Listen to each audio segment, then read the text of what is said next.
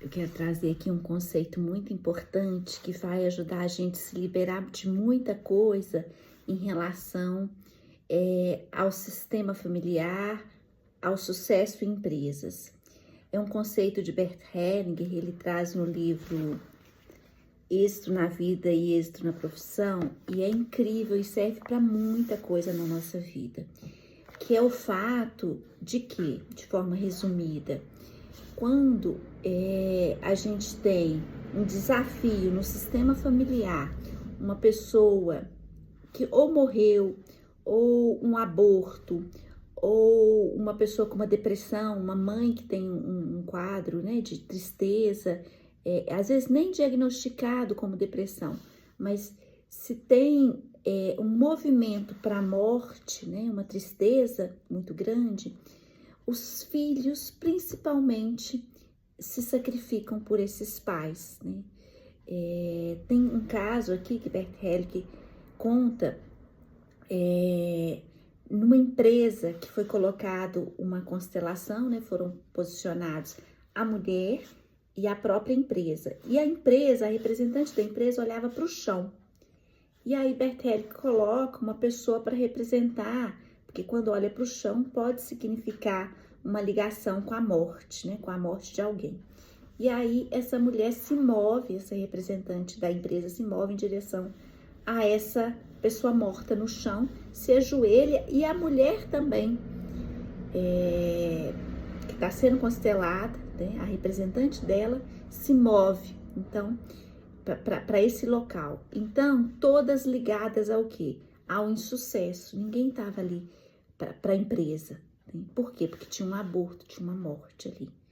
Então, Bert Hellinger sabiamente coloca elas de pé, né? E novamente a pessoa deitada, né? A pessoa representando a morte, e pede para a mulher que representa a empresa olhar à frente, uma luz à frente, não abaixar os olhos, e ver se conseguia se sentir forte o suficiente para passar por cima disso. E aí ela consegue, e aí todos no campo se sentem melhor. Isso se chama um conceito, né, da constelação familiar, que é culpa e inocência. E a gente precisa muito compreender isso. Por quê?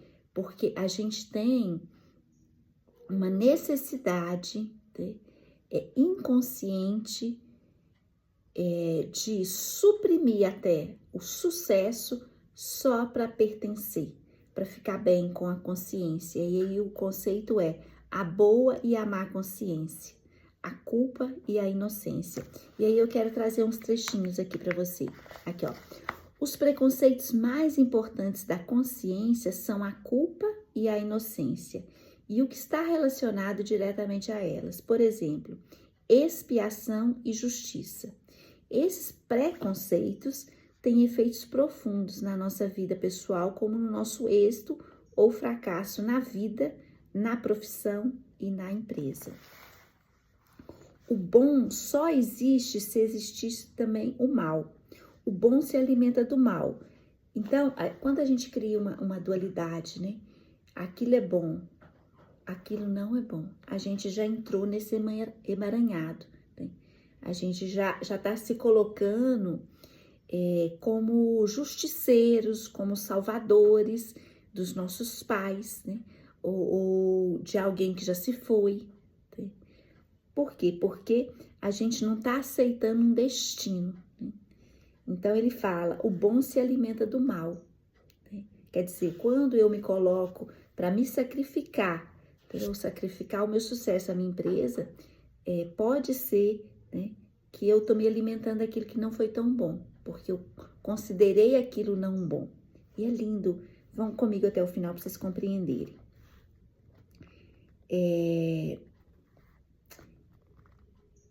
O bom se alimenta do mal, também necessita disso, para que possa se diferenciar e se sentir superior a ele, se sentir superior ao mal. Percebe quando a gente fala mal de alguém? Como que a gente às vezes sente? Né? Assim, não, eu sou melhor do que ele, né? Depois a gente nem sente bem, né? Porque é uma vibração forte, pesada. Mas no momento é como que se eu considerasse melhor do que aquela pessoa. Né? Aí ele faz isso. Quer dizer, eu não faço. Né? Então, nesse sentido, bom é a raiz do mal.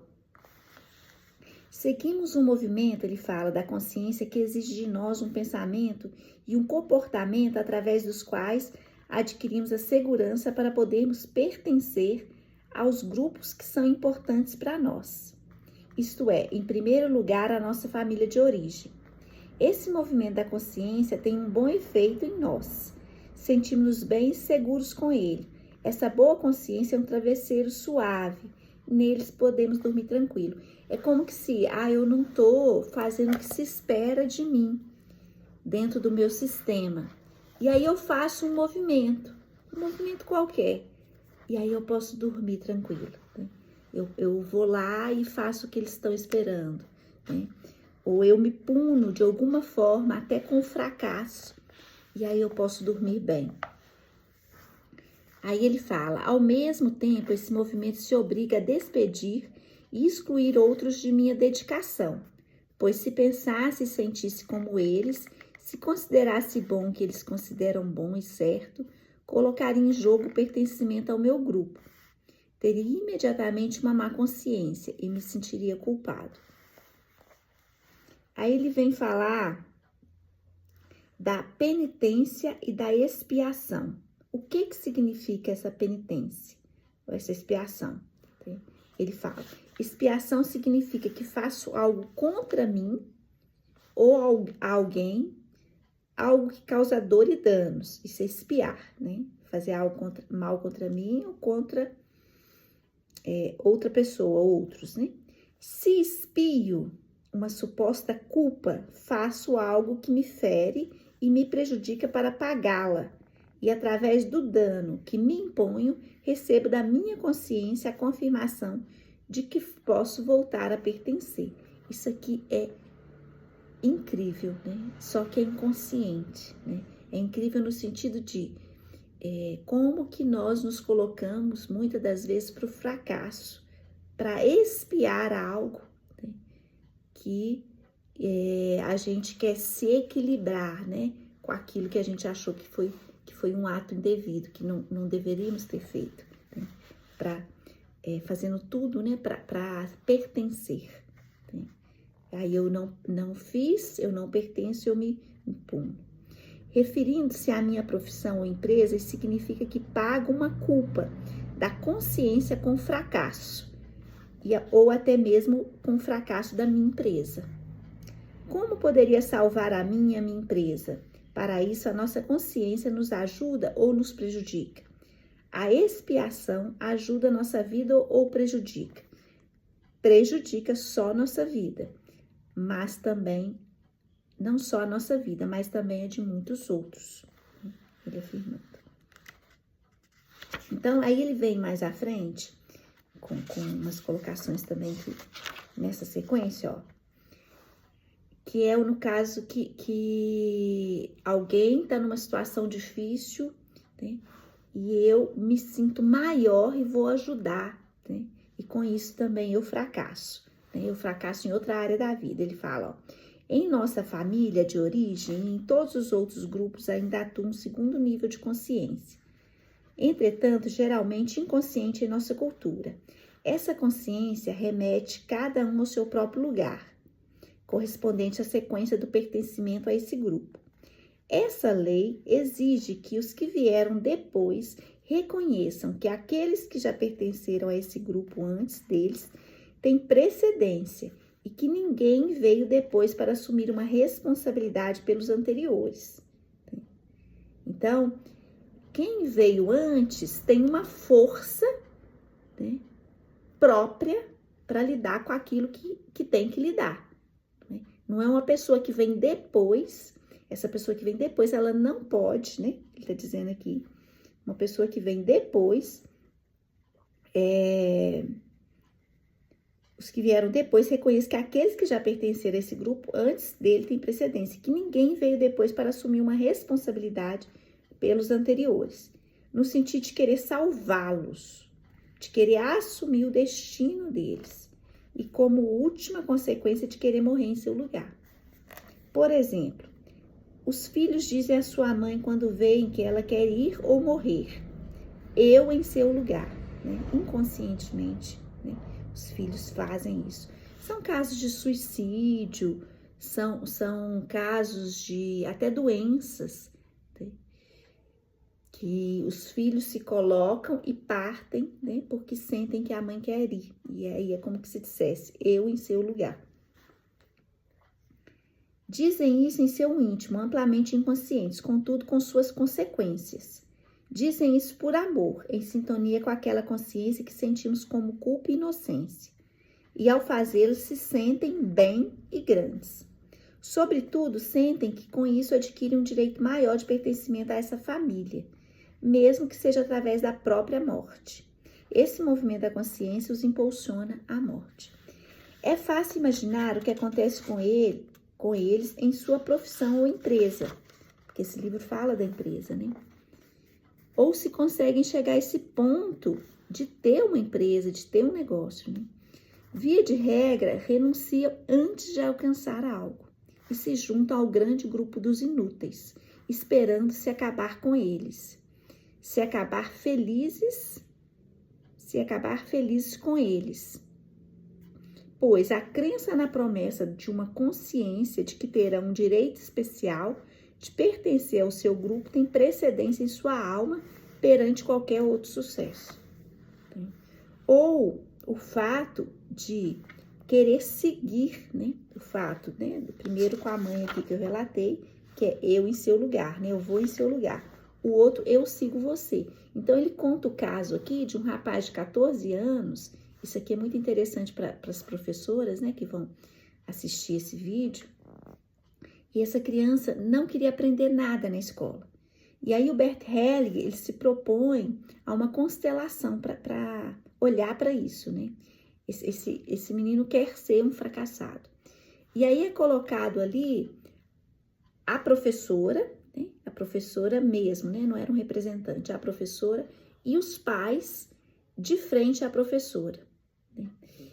E aí o menino de fora, e Bert Helling fala assim, você está sofrendo, né? Aí esse menino começa a chorar, né? Junto com a mãe que também chora no campo.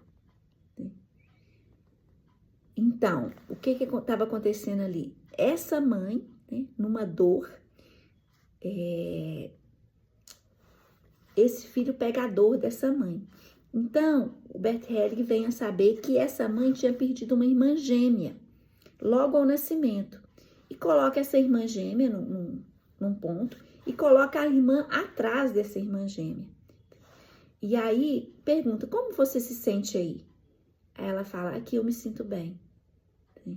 Quer dizer, ela está seguindo a irmã na morte.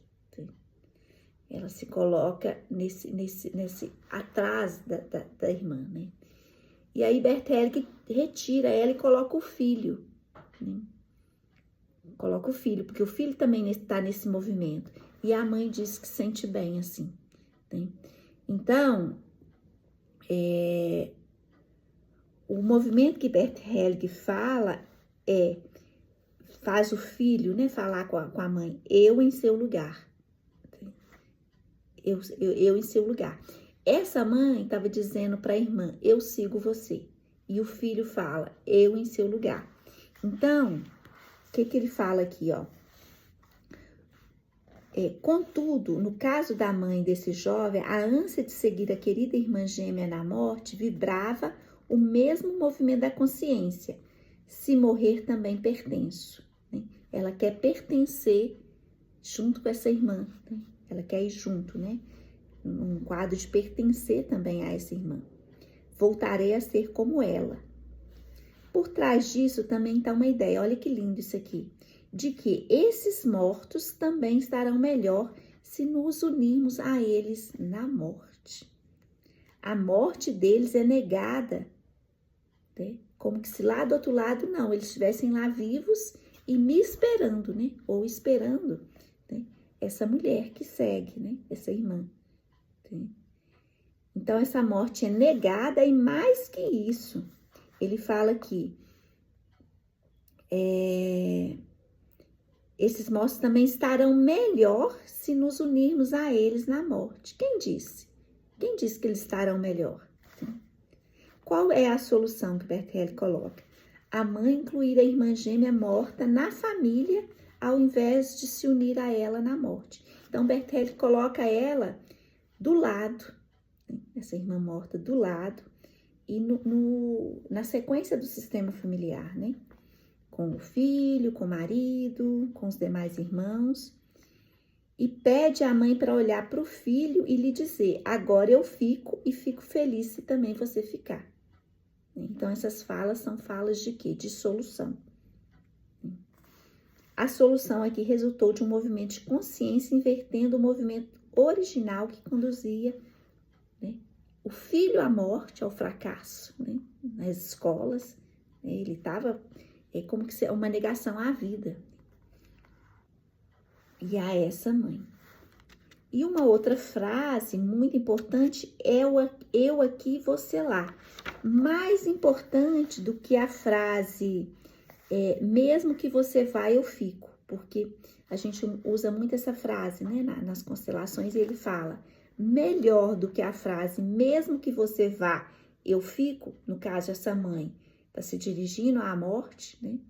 Melhor do que falar isso é, eu aqui, você lá.